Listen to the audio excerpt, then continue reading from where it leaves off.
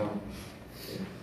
거인이라고 이름이 붙여진 혜택하고 분신이라고도 할 수 있고 장여물이라고도 할 수 있는 그 존재가 자기 탄생의 순간에 대해서 한 번인가 두 번인가 언급을 하는 것 같아요. 근데 제 기억이 맞다면은 나는 네가 저것을 본 순간 태어났다라고 하거든요. 근데 그러니까 이상하다고 생각했던 게 뭔가 뭔가 제 기억에 그 상황에서 조응하는 말은 뭔가 네가 저것을 보는 순간 나는 태어났다라기보다는 네가 저것을 만지는 순간 나는 태어났다라고 하는 것이 우리가 뭔가 그거에 되게 궁금증이 들었어요. 그러니까 태어났는데 그것을 태어나게 한 어떤 계기를 사람이 어떤 보다는 좀 비의지적인 행위잖아요. 만지다는 저희도 그렇고 그냥 배우도 그렇고 어떤 만지는 그 순간을 분명하게 특정할 수 있었고요. 근데 그게 너무 궁금했습니다. 제 기억이 맞다면 보는 순간 태어났다고 했는데 뭔가 그 의미가 될까 좀 여쭈고 싶었습니다. 네, 일단 거인은 거울 속에 비친 인간의 줄임말로 시작이 되었어요.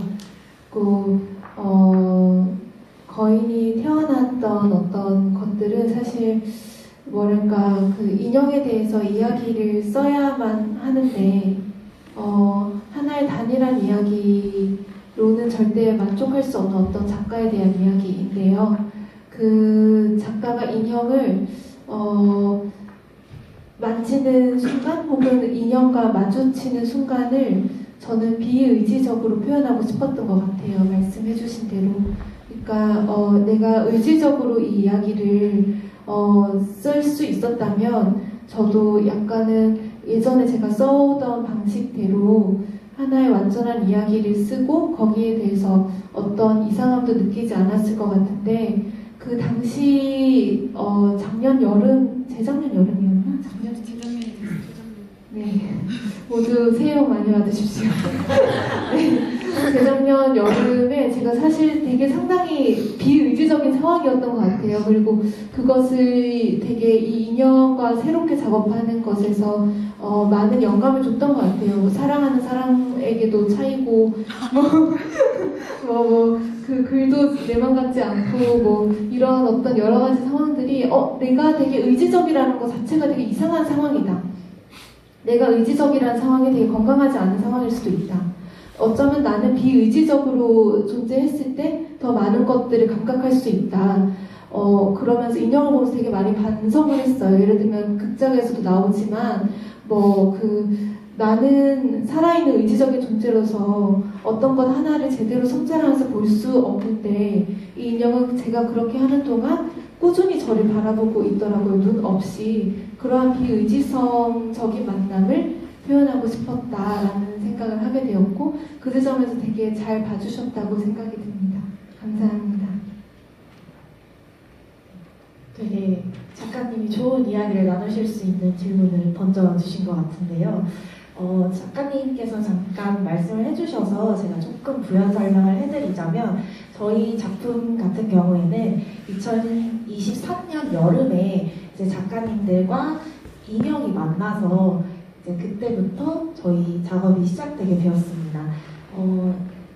인형 작업자이신 저희 연출님께서 인형의 또 다른 가능성, 더 다양한 가능성을 좀 찾아보고 싶어서 여러 다른 창작자님들께 인형을 맡기면서 인형에게 어떠한 가능성을 찾을 수 있는지에 대해서 조금 찾아보는 과정이 기존의 인형들이라고 생각하시면 좋을 것 같은데요. 이번에는 저희 작가님들께 인형을 맡기면서 작가님들께서 인형을 보시고 만들어진 텍스트로 이제 공연을 만들어 본 작품입니다. 그래서 2023년에는 이제 인형을 만나서 텍스트 작업을 하셨고 그해 겨울에 쇼케이스를 진행했고요. 작년 한 해 동안 저희 창작사무실 실현 시위를 거쳐서 지금 오늘 공연까지 오게 되었습니다. 또 혹시 다른 질문 있으신 분 있으실까요? 네.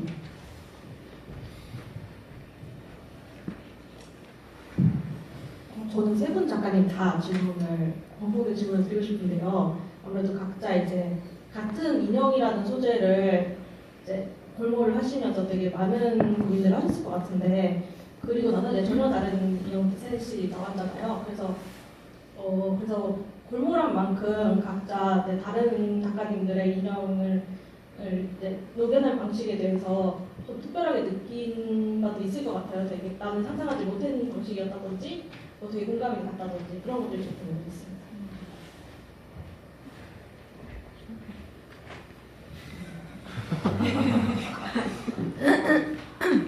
네. 먼저 저는 안정민 작가님 처음에 텍스트를 받았을 때 그 작은 인형을 가지고 어떻게 쓸 수 있을까 되게 어렵겠다고 생각했던 것 같아요. 왜냐하면 인간과 나와 비슷한 몸집의 모양을 가진 인형과 작은 인형은 또 그 접근 방식이 되게 다르다고 생각이 됐는데, 그 인형을 가지고 이야기를 쓰는 것에 대한 이야기? 이런 것을 쓰셨다는 것이 저한테 되게 재미있게 읽혔어요. 그리고 그게 이 인형이 이렇게 마디마디가 조립되면서 변화하고 그 어떤 틈새들이 생기는데, 그 혼돈이 구멍이 뚫려서 죽었다, 그런 그 이야기 속에 들어가 있는 어떤 물론 이야기를 균열시키고자 하는 희곡이었지만 그 속에 들어가 있는 이야기들의 요소들에 되게 접속하면서 읽었던 것 같고요. 그리고 효진 작가님 작품을 보면서는 그것을 로봇이라고 생각하고, 효진 작가님이 하셨던 말 중에 저한테 인상적이었던 건, 그러니까 인간이 비인간, AI, 로봇을 사랑하는 어떤 이야기들이 있잖아요. 근데 만약에 이 비인간이 로봇이 인간을 사랑한다면 어떻게 될까? 이런 질문을 하셨다는 것이 기억이 남고, 그런 질문을 가지고 로봇한테, 이 인형한테 언어를 어떻게 줄 것인가? 근데 그게 레디메이드 된 언어를 굉장히 첨예한 몇 초에서 몇 초까지의 구간들의 이어붙임을 가지고 이렇게 조립해서 만드셨다는 것이 저한테 되게 재밌는 지점이었습니다. 두 작가님 작품 보면서. 네, 한 가지씩만 하려고 했는데 두 개를 다 얘기해 주셔서 저는 사실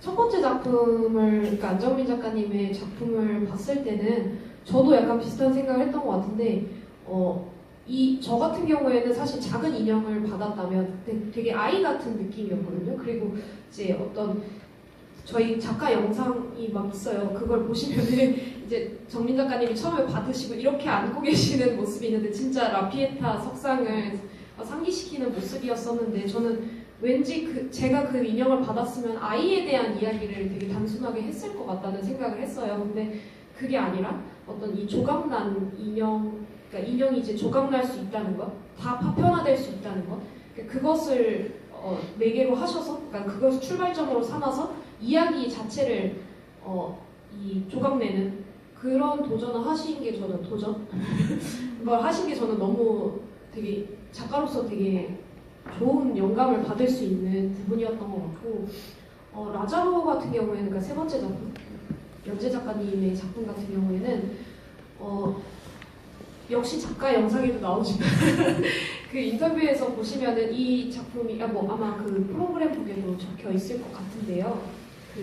이미 사체로 한번 나온 적이 있는 이제 인형이라고 했는데, 그 인형의 생명을 불어넣는 방식이 저는 되게 신선했던 것 같아요. 어쨌든 말씀하셨던 것처럼 만나자마자 끝이 나는데, 그 만나는 과정을 길게 서술하면서 또 어떤 그 생각들, 이 마르타가 느끼는 것들, 그리고 마르타의 이런 것들을 조각들을 이제 좀 되게 섬세하게 보여줌으로 인해서 오히려 이 라자로가 되게 특별해지고 이 라자로에게 생명이 부여가 되는, 저는 이 과정이 되게 극작적으로 되게 매력이 있고 재밌는 포인트라고 생각을 했던 것 같습니다. 그래서 저는 다 너무 부러웠어요.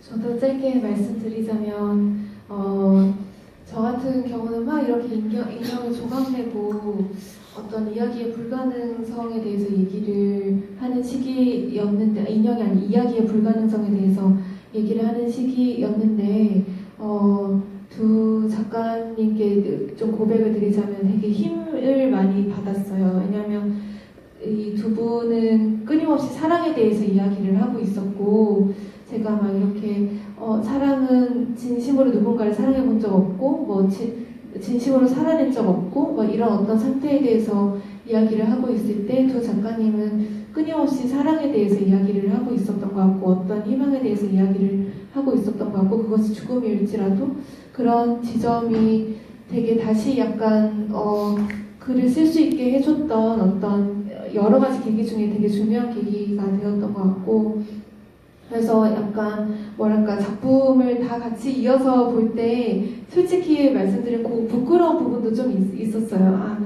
이렇게 그 어떤 작은 신락 같은 어떤 죽음 속에서도 삶을 보고 죽음 속에서도 사랑을 보는 작가들이 있구나. 나는 왜 이렇지 못하지? 하면서 되게 좀 반성되는 그런 부분도 있었던 시기였던 것 같습니다. 네, 너무 좋은 작업자들 만나서 행복합니다. 네, 감사합니다. 이제 시간이 이제 얼마 남지 않은 것 같은데 혹시 또 다른 질문 있으실까요? 여기 먼저.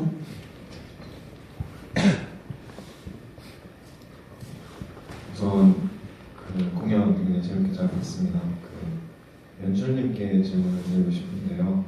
처음에 이 공연을 봤을 때 들었던 생각이 그러니까 작업 방식을 생각을 했을 때 스토리가 만들어지고 거기에 맞는 인형이 들어갔을 거라고 이제 당연히 생각을 했는데 오히려 그 반대로 작가님들께 인형이 주어지고 그거에 맞는 스토리들이 나오는 방식을 채택이 됐다는 게 굉장히 신선하게 다가왔던 것 같습니다. 그래서 연출님께서 그런 작업 방식을 택하신 이유와 그리고 작가님들께 어떤 각기 다른 인형을 드린 어떤 기준 아니면 그 인형을 선택하시게 된 기준이 되게 궁금합니다.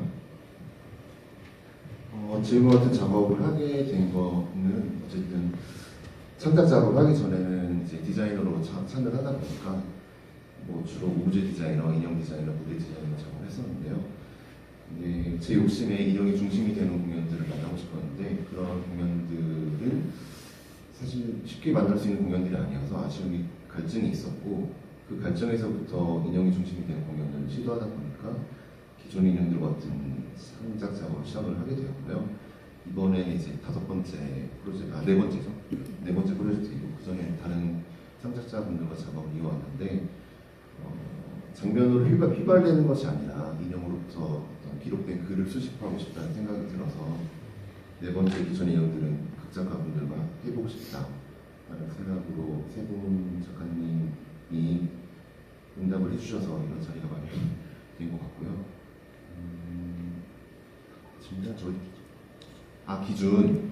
제가 솔직히 처음에 작가님들을 섭외를 할 때 작가님들의 공연을 많이 보질 못해서 근데 세 분을 모시고 싶고 그래서 일단 작가님들께 그동안 썼던 희곡을 4-5편씩 좀 이렇게 공유해 주시면 감사하겠습니다. 그래서 그 희곡들 읽어보고 거기서 이제 영감을 얻고 공통된 음악들을 취합을 해서 인형을 전달해 드리고 시작하게 되었습니다.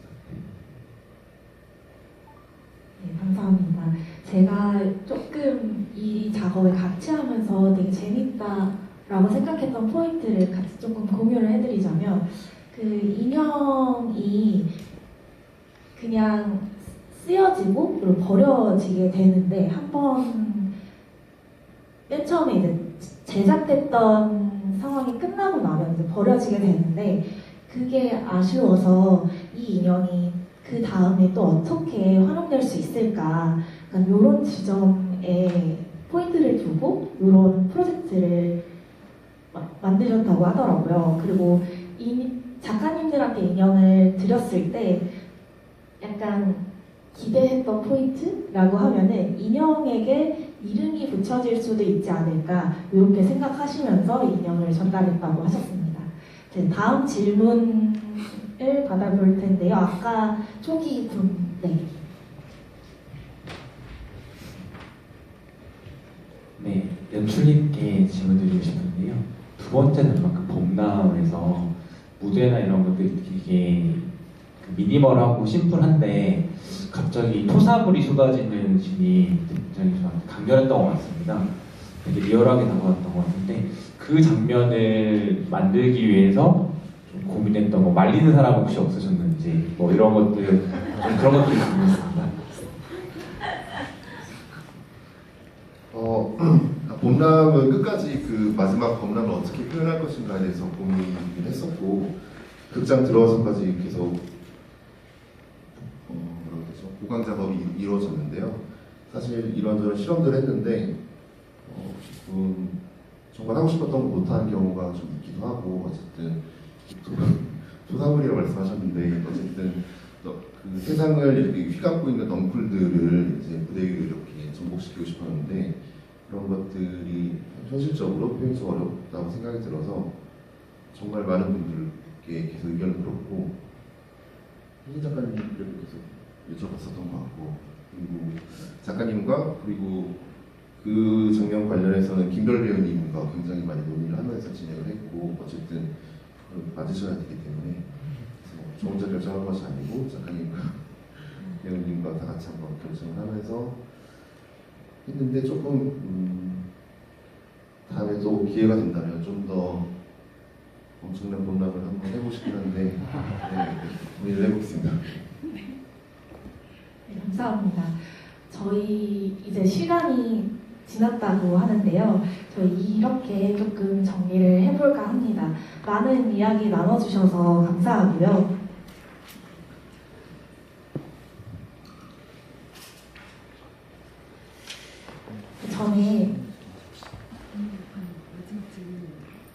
그 전에 혹시 하시고 싶으신 이야기라던가 조금 같이 나눠주고 싶으신 이야기가 있으면 한 말씀씩 해주시고 정리하면 좋을 것 같습니다.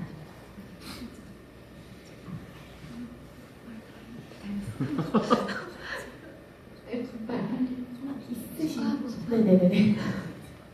소감, 네, 다시 생각해보면, 계속해서 이 작품과 함께 살진 않았지만, 2년 동안 약간 이 필터 속에서 살았던 것 같아요. 일단 나중에 디프리나 뭐 이런 자리에서 여쭈님께 그래서 왜 저는 제일 작고 조그만 인형을 줬는지 여전히 좀 궁금해서 그것도 좀 물어봐야 될 것 같다는 생각도 좀 들고요. 그리고 앞으로 이제 이렇게 사물을 통해서 다시 한번 영감을 받아서 작품을 쓰는 것, 그리고 또 두 작가님처럼 삶에 대한 희망을 잃지 않는 것, 이런 것들을 좀 배워서 같이 더 재밌는 작품을 만났으면 좋겠습니다.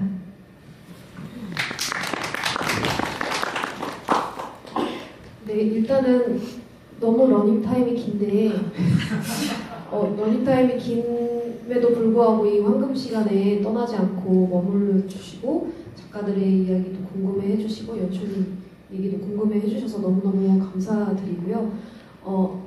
어쨌든 저도 이번에 인형을 통해서 2년이라는 시간 동안 사실 여러 가지 사실 제약이잖아요. 창작자에게는 어떤 무언가를 이제 전달받아서 한다라는 것이 그걸로 인해서 출발을 한다는 것이 어떻게 보면 일종의 제약인데 그게 저한테는 되게 재밌는 자극이 됐던 것 같아요. 그래서 앞으로의 작업도 세 분 다, 네 분 다 응원을 해주셨으면 좋겠습니다. 너무 감사합니다. 저도 소감을 말하고 싶은데 하고 싶은 말이 하나 생각이 나서 어제 배선희 배우님이랑 그런 대화를 나눴어요. 선희 배우님이 마지막에 라자로를 들고 나오기 전에 소대에서 라자로의 얼굴을 감싸고 기도를 한다고 했어요. 근데 너무 깜깜해서 자기랑 라자로랑 세상에 둘밖에 없는 기분이 든다고 그러면서 새로운 공연을 한다는 건 뭘까? 새롭게 공연을 만난다는 건 뭘까? 그건 마지막처럼 하는 것이다. 이런 생각을 하셨다는 거예요. 근데 저는 이 작품을 배선희 배우님이 연기를 하는 걸 보면서 되게 이상한 감각을 느끼는데 그건 제가 이것을 써서 이 공연이 올라간다. 이 곡을 써서 이 배우가 이것을 공연한다는 것이 아니라 이 배우가 이 공연을 미래에 할 것이었기 때문에 내가 그것을 받았었다 라는 이상한 감각을 느끼고 있는 것 같아요. 그게 저한테 글이 먼저 나와서 그것이 문자가 절대적으로 무대로 가는 그런 어떤 순차적인 루트를 거친 연극이 아니라 어떤 하나의 아주 구체적인 사물과 만나서 내 몸이 변하고 내 글이 변하고 배우가 그것을 만나는 그 좀 역행적인 과정이 있었기 때문에 이런 되게 역행적이고 이상한 감각을 느끼는 것이 아닐까 그런 생각을 했습니다. 그래서 그런 좀 체험적인 순간이었고 말씀하신 것처럼 러닝타임도 길고 또 주말인데 추운 날 이렇게 극장에 와주셔서 감사하다는 말씀을 드리고 싶었습니다. 고맙습니다.